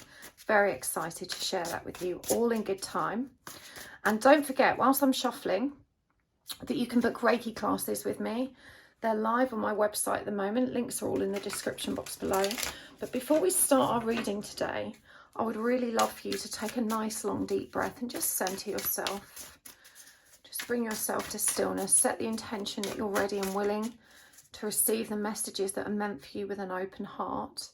And you can also use this time to choose a sign, to ask the universe for a sign, just whatever pops into your head first. It can be anything at all. It could be an object, a symbol, an animal, a god, goddess or deity, numbers or a phrase or a name, whatever works for you. And if it pops up in the reading, that just helps to validate the messages that are meant for you. You may find that your sign appears outside of the reading as well, because the universe has a way of communicating with you very directly, and visual imagery is one of the easiest routes into your consciousness. So this is why signs and synchronicities are so important to observe for anyone experiencing the ascension process, the awakening of our higher senses. Okay, so all about your person, pile 3. All about your person, your soulmate. In this reading, we're intending to get you all the clarity you need to help you make sense of the situation, as well as some guidance to help you move forward for the highest good of you and your person. And I'm going to start, as I said, with just a few cards just to help me understand the context of your situation right now, what's actually going on between you, before we get answers. So let's see what's coming through for you. I've given these a really good shuffle. Okay, we've got the 10 of Pentacles, the 7 of Swords in reverse, we've got the 3 of Pentacles, the Queen of Pentacles in reverse, we've got the Page of Cups in reverse, the Ace of Wands, Okay.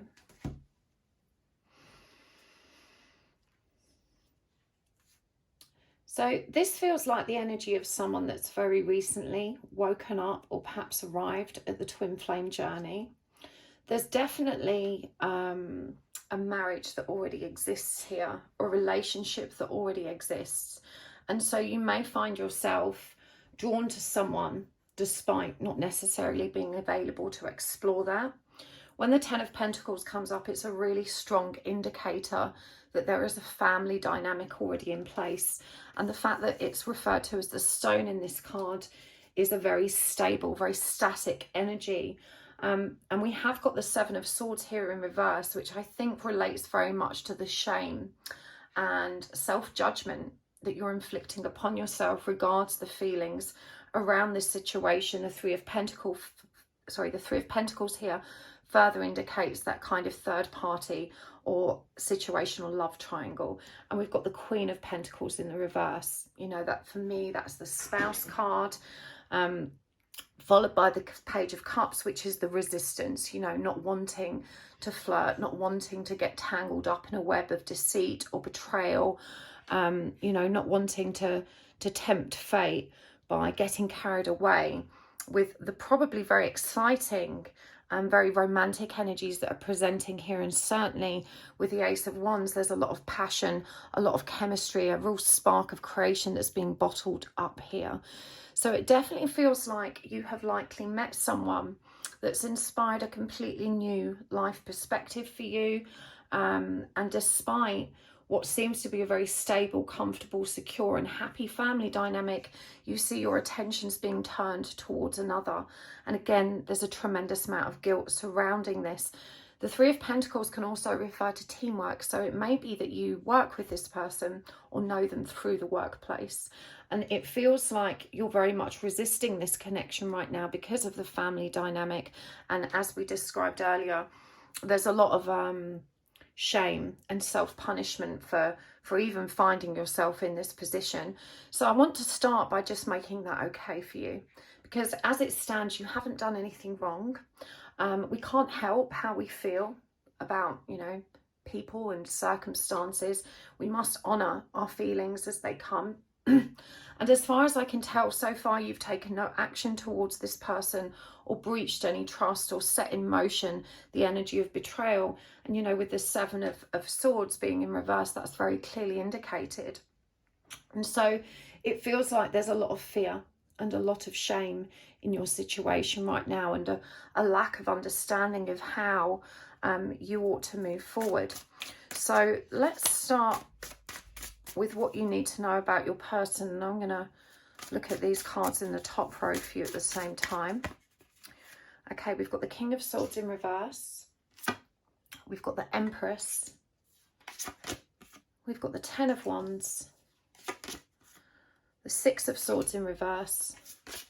Oh, two came out there. The World and Judgment. And you'll see that these cards are also made like an oracle deck with their different labels and images. I love that about Dan's deck. These are big energies, part 3. I think the primary bit of guidance that's coming through for you here is to release guilt and enjoy this process. Right now, whether this is a twin flame connection or not, you're definitely experiencing a spiritual connection, and you're being asked to just flow with it. And it says here, bask in joy and light. You know, summer is a season of abundance, and abundance is referenced here with the buffalo spirit as well. And we've also got sun, which is really intriguing, which is about that youthful, childlike, innocent and pure approach to life. Quite simply, you just need to relax into this energy. It feels like there's very limited communication between you and your person right now, but they are definitely recognizing you as a divine aspect of their experience right now. And we've got the divine director here. The Empress is divine feminine energy, and it says intervention and purpose. And for certain, your person is recognizing that there is something divine, purposeful, very meaningful about this connection. But the beetle with the Ten of Wands reveals that sense of burden. it's kind of the energy of someone thinking, oh God, it's very similar to the energy that probably you, the viewer, are feeling. Everything's okay. Why has this happened to disrupt things? This is scary. This is unexpected. I don't know what to do about it. And they feel bogged down by the same sense of obligation and responsibility that you're feeling. So it's entirely possible that they also have a relationship or obligations that, you know, don't necessarily align with the energy of this connection at this time. Despite this, they struggle to move past this connection. And that's to say that even though there's limited contact here, and you guys probably give one another a wide berth because you're trying to behave, you know, you are very much on this person's mind night and day. And this feels like a battle between heart and mind, where they're perhaps trying to convince themselves, I need to forget about this, this can't happen, there's no opportunity to evolve with this situation, I need to forget it and move on. And yet they find themselves quite unable to do that. The world, you know, when it's coming through in this question for me, is their perception of you. And this is why it's so challenging for them to actually turn away, because they literally see the world in your eyes. They see you in themselves. They see themselves in you. And this is a very moving and impactful experience for them. So I need to clarify for you that this person, much like you, hasn't experienced anything like this prior to meeting you. I would imagine you'd thoroughly agree with that statement, because you weren't looking for this and neither were they. And so the stag is also a representation of divine masculine energy, and it feels like that very it's a classic symptom of the twin flame connection actually, but not necessarily only associated with that, in which you kind of bring out all of that masculine energy in them and they, the feminine energy in you. They genuinely feel, you know, more powerful in your presence.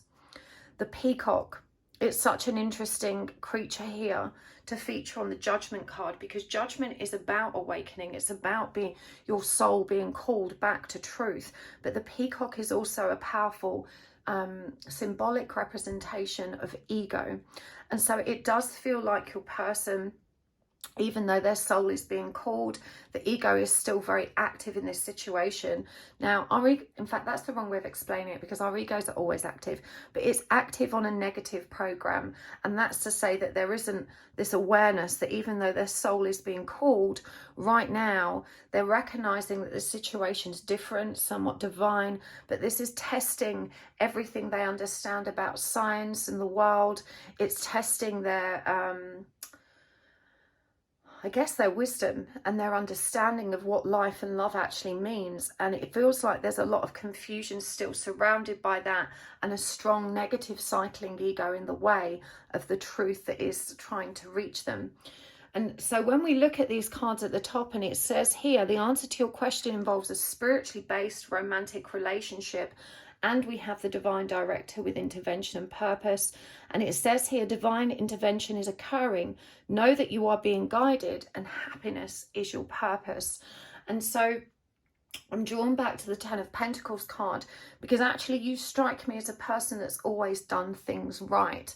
You probably had a life plan, even though I'm not seeing a tremendous amount of earth energy here.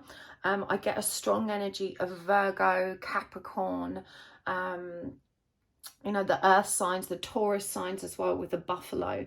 And when we have a strong earth energy, this makes me feel that you're generally a very responsible person. You plan ahead, you have a lot of stability and security in your life, and you've kind of always done things by the book.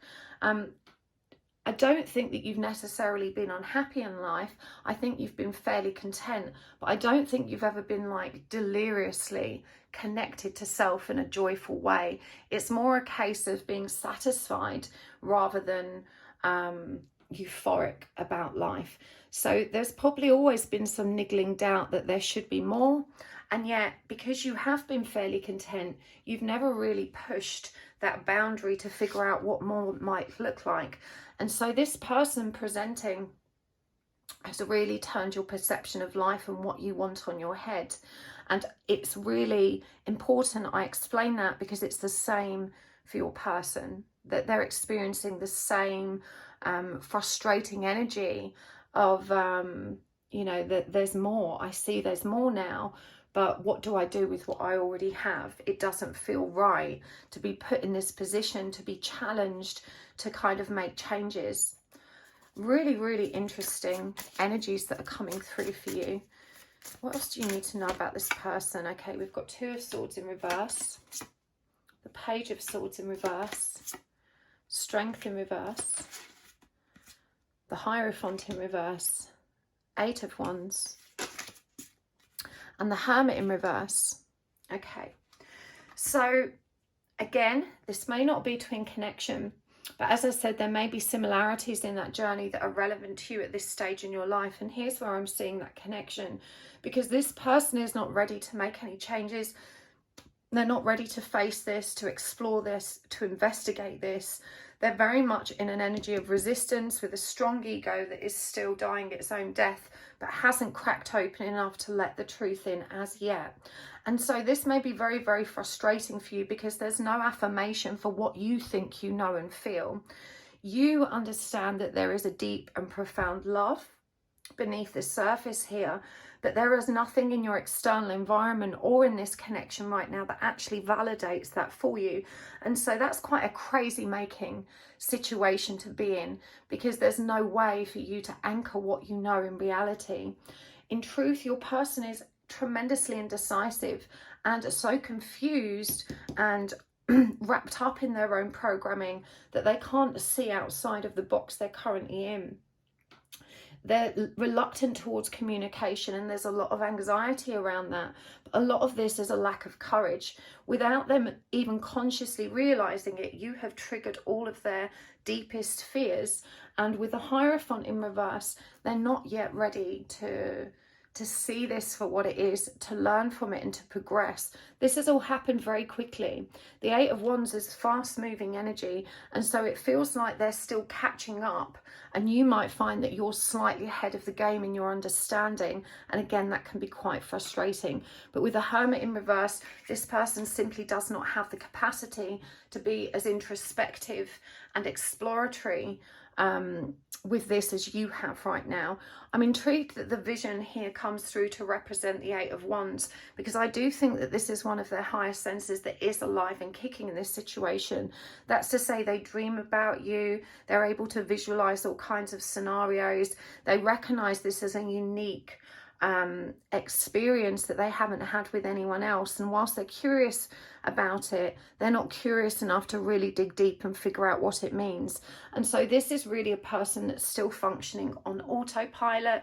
They're very disconnected from their true sense of self. They're very disconnected from their own truth in general. You know, people that are on autopilot tend to have opinions and views of the world that are born of experience, which essentially is what creates the programming, you know, that operates the ego. It's only when we get above the ego that we're able to have a perspective that is uniquely ours and hasn't been influenced by the experience that we've had.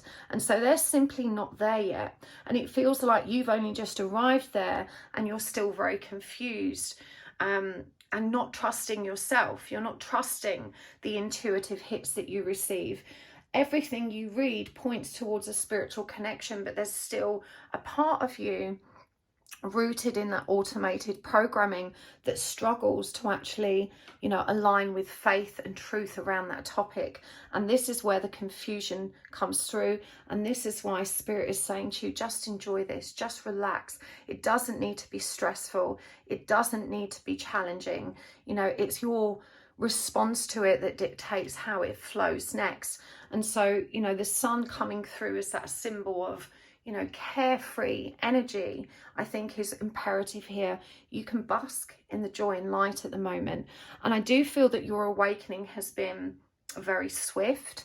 It feels like you met this person and probably woke up very quickly to the truth of what the connection meant. And now it's the case that you're, you know, trying to hunt around where you can anchor that truth and figure things out. But it's also given rise to all of this anxiety, this fear, this guilt, shame and self-judgment. And Spirit is saying nothing's happened.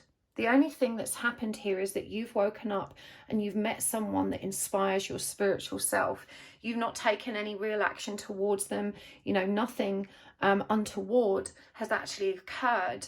And you don't need to keep beating yourself up for having these feelings. That's a very profound and important message that's come through for you. So what's the guidance for you as far as this person is concerned, pile 3? Okay, so we've got the Emperor in reverse, Temperance in reverse, the Nine of Swords in reverse, the Three of Wands, the Page of Pentacles, and the Nine of Wands in reverse. So first and foremost, with the Emperor coming up in reverse, it's really important to recognize that whilst you're navigating divine feminine energy and working out your own distortions, this person is still very much rooted in distorted masculine energy. They can't see the wood for the trees. And with the Temperance card here in reverse, there is no alignment or balance within the energy of this connection right now. Now, twin flame connection or not, when two people come together spiritually, what's actually happening is that they're activating one another's energy bodies. And when those energy bodies are not aligned or in sync with one another because of the confusion that they're experiencing as individuals, the different stages of their journey and what's come before, the two can't meet in the middle. You have magnetism, but if you think about when you get two magnets and they're facing the wrong way, you try and pull them together and they push each other away. They don't quite come together. And that's what happens when you have two spiritual partners that are out of alignment. And this is what creates that push-pull energy for you both. And so you may feel both inexplicably drawn to one another and yet unable to actually come close. And this is representative of the unbalanced state shown here with that Temperance card in reverse. So this means that right now, Spirit is guiding you back towards yourself and saying there is little you can do to manifest this connection. As far as union is concerned right now, the energies simply aren't ready for that. This is about focusing on you. We've got the Nine of Swords in reverse here as well, which reveals a tremendous amount of pent-up stress, anxiety, and trauma that is buried very deeply. Now, because you've had probably a fairly balanced and stable life, you've never seen yourself as someone who is troubled or has issues. It may be really difficult for you to reconcile with the idea that you have deeply buried fears or traumas. And I just want to make that okay for you, because actually it's very, very unlikely that any human being gets out alive without some trauma or wounding. In fact, you know, especially those first 5 years of our life in which our human memory, as we know it as adults, doesn't actually engage, there could have been a ton of experiences that the youthful mind perceived as trauma, even if it wasn't, because it doesn't have the understanding or context to make sense of a lot of the experiences that transpire. For example, you know, a baby whose mother's turned its back for 2 minutes to, I don't know, go to the toilet, may in that moment have felt abandoned. That's not necessarily the truth, but it may have been the perception of a child that wasn't used to not being in company with its mother. And so a lot of our trauma and wounding is unconscious. It remains very deeply buried and often doesn't even make sense or isn't representative of real trauma. So don't lull yourself into a false sense of security, you know, assuming that you don't have anything that actually needs healing. You know, what we're seeing here is that there's a lot of stuff that's quite deeply buried that you've never, you know, because you haven't experienced any major dysfunction in your life or any major depressive episodes, you've not necessarily had cause to investigate. But that doesn't mean it's not there, and it doesn't mean that there isn't always room for improvement. The Three of Wands is about fulfillment, and it's also, with the fox coming through, about strategy. You know, the fox is a very cunning creature. It's always one step ahead, and it's a very shall we say, analytical creature. And so you're really being called to reflect on what your desires and ideas of fulfillment actually look like. Because again, it feels to me like you've done everything by the book, felt good about doing that because you thought it was the right thing to do, but actually perhaps that way of life wasn't necessarily aligned with your own truth and what you really want from life. I get the feeling that at this time you're really hemmed in.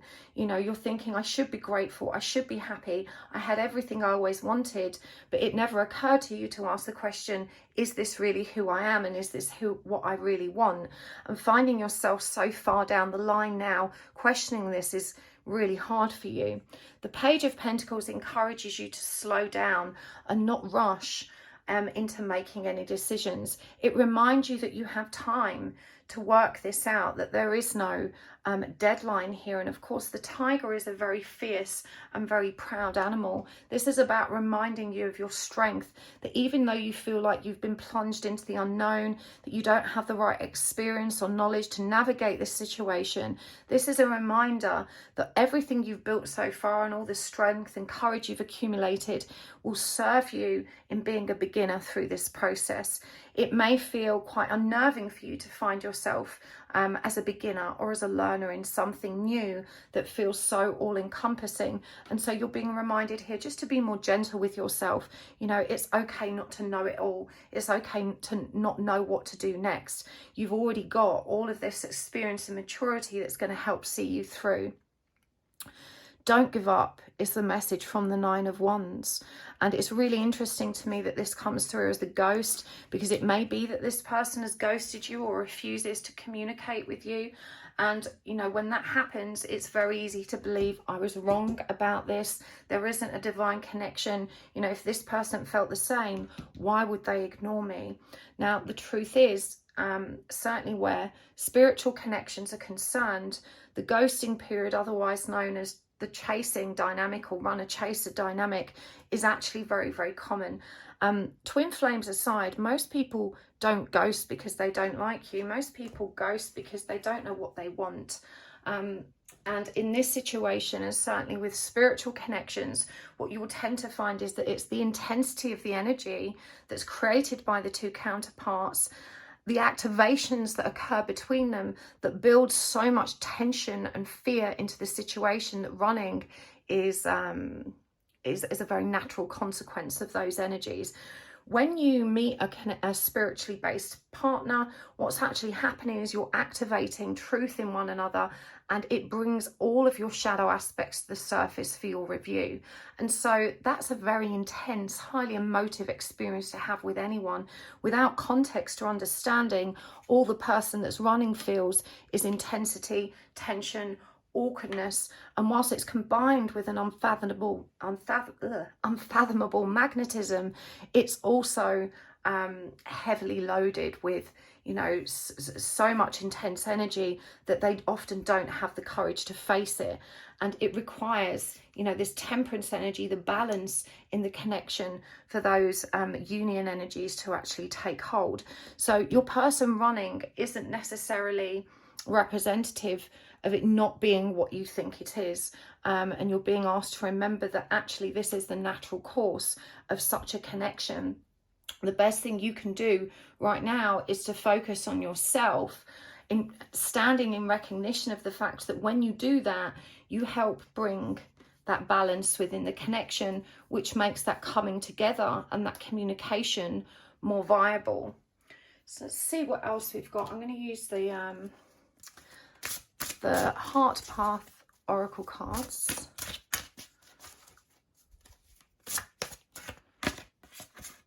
Okay, we've got looping cycle of life and death. Twin energies, reconciliatory union. Wow.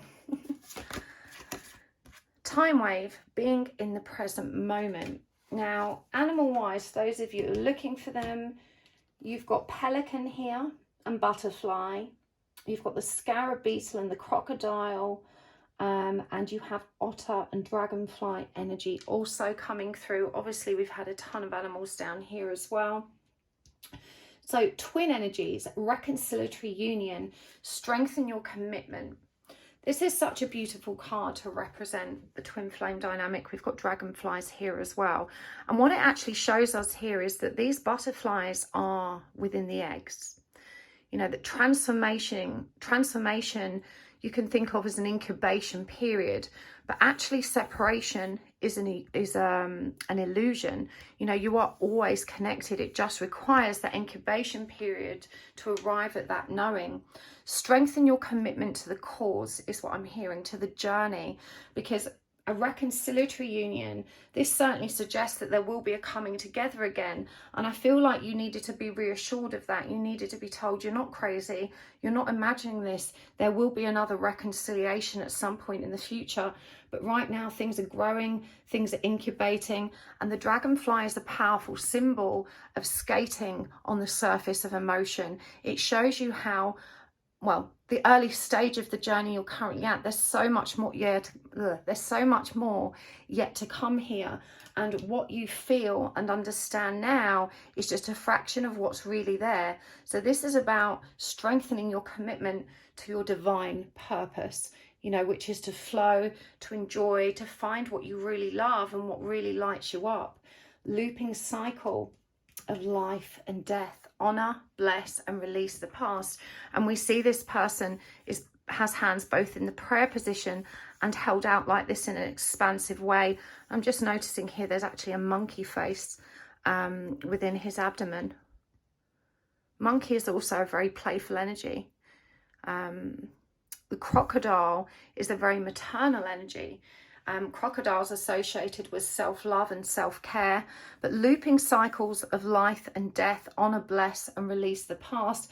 For me, this is about phases and cycles that are ongoing in your life, you know, and the recognition that everything has an ending and everything has a beginning, and there's no real kind of stop-start energy. It's all just a natural flow and cycle of life. Death, when we look at it in the tarot, is represented by the energy of Scorpio and the resurrection of the phoenix. And so, you know, we must see endings as an opportunity for rebirth rather than as something to be afraid of. And it feels like there's so many sacrifices that you would need to make to move towards this connection, that you're very much focusing right now on endings, on all of the trauma that can potentially come with that. And universe is saying, you know, endings don't necessarily mean the actual end. They just mean evolution, the end of one cycle and the beginning of another. Time wave, being in the present moment. And the otter is a very community-oriented animal. I'm intrigued that, again, this dragonfly shows up to remember that so far your perspective is surface level, and to keep swimming in the deep, to connect with your community and other like-minded souls. If you haven't already, you may want to join my Twin Flame networking group on Facebook. The link is in the description box below.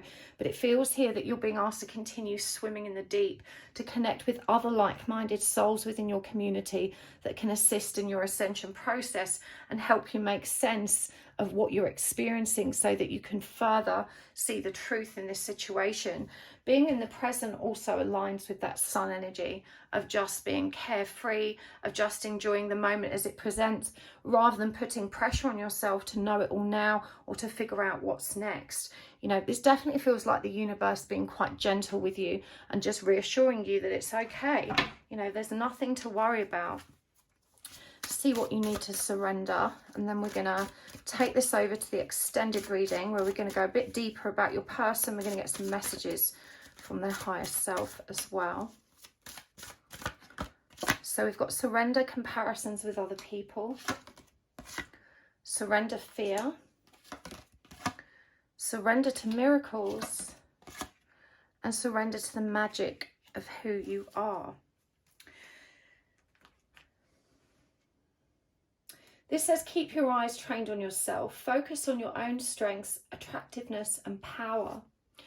When we compare ourselves to other people, we do ourselves a great misservice, because every single one of us has a thoroughly unique experience. Even if we grew up in the same town, went to the same schools, lived in the same kind of home and all the rest of it, our experience of life And as a result, our thought process, programming and understanding of the world is entirely unique. We're never going to have the same experience as anyone else, even though there may be powerful synchronicities that help us relate. But certainly when it comes to spiritual connections, even though there's a basic framework, the experiences that occur within that are very individualistic. And you mustn't be afraid to look at other people's connections and think, oh God, is this what's going to happen to me or not? You know, some people really struggle with the spiritual nature of the twin journey or spiritual relationship. Others move through it seemingly effortlessly. Everyone is different, and you've got to trust that you will find your own groove and your own rhythm with this. And don't allow, I feel these two cards are very connected, that often you look out into this community, you look at the experiences that others are having, and it fills you with fear. You know, it makes you think, I don't want to be on this journey, I don't want this to happen to me. But not everyone has that experience. In fact, I can tell you honestly, even though mine's definitely been challenging, I would say it's been fairly swift and smooth, and I wouldn't change it for the world. It's been a beautiful gift. It says here, let go of the fearful stories you are telling yourself. Stay in the moment, so more about presence. Focus on solutions and celebrate every baby step forward. So again, you've got to remember that when you're getting anxious or fearful about something, to ask yourself, is this real or true? Do I have any evidence that this is real or true? And if you don't, it's simply not worth worrying about. In particular, when you're fearing what's coming in the future, because the future hasn't happened yet, and there's never any evidence of what might happen. So any fear or anxiety we have associated with what will or won't happen simply isn't true, and definitely isn't worth worrying about. You need to be very mindful of these stories that you keep telling yourself that incite even more fear in yourself. Surrender to miracles. Be open to miracles occurring in your life. Feel and know that these events are real. Let go of any resistance and banish any doubt that miracles can happen. And you've got the dolphin showing up here, which again is a symbol of playfulness, fun and joy. You know, this is really just about being open to the miracles. When you're on a spiritual journey, the universe is constantly communicating with you. And when you allow yourself to open up and receive the magic and to stand in faith of your experience, it continues to send you more and more positive, affirming messages that help you stay on track. But you have to be willing and ready to accept them, which leads us smoothly to the surrender to the magic of who you are. And it says here, we all have magic in us, and I firmly believe that. Even in the mundane aspects of life, remember that you are a magical being with a uniqueness and worth that comes just from being you. And so this is really about accepting your own divinity, recognizing that you are a soul having a human experience, that you're here for a divine purpose, and that your soul is being called to the ascension journey, whether via a twin flame or not. You know, this is meant to happen to you. There is a great deal of profound meaning in it. And even though you know that, I think your inability, as I said earlier, to anchor that in your reality, your inability to connect with other people that are having the same experience or know what you're going through, it may feel like everyone around you is fast asleep. And, you know, I once likened this to being like a very tall tree among saplings. You can hear the conversation the saplings are having, and they're all busy chatting with themselves. And because you've got a much higher perspective, you know, you want to have a conversation about what's all the way over there. But the saplings can't see it. They'll say, what are you talking about? That's not even real. That doesn't exist, because they can't see what you can see. It can be a really lonely place. And so there's acceptance needed here that, you know, it is, and this is why we refer to the introspective stage of this journey, the figuring it out, as the hermit, the number 9 in the card, that point before we actually achieve realization. We go through this whole period of solitude, of going inwards to figure it out.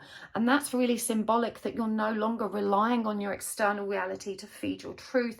You're now going within to find it. It can be a lonely place, but when you allow yourself to sink back in to your own divinity, that's where you will find the magic, find the miracles, and also the peace that you've been looking for.